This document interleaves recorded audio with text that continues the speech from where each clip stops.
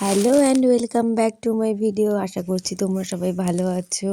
আজকে সকাল সকাল ঘুম থেকে উঠে দেখি মা কি সমস্ত রান্নাবাটি করে ভোগ ঠোক দিচ্ছিল।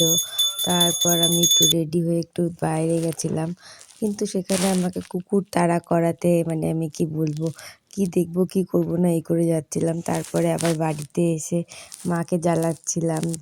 তারপরে আবার রেডি হয়ে যাব জিমে। এবার মাকে ডেইলি ভিডিওতে নেই, মা আসবে না এই করে যে অত্যাচার করছিলাম মাকে। তো কি বলবো, মাকে আমার জ্বালাতে এত মজা লাগে না, মানে কি বলবো, মা বাবা দুজনকেই সেই মজা লাগে, মানে সেই লাগে আনন্দ। তারপরে করে এই করে মাকে জ্বালালাম।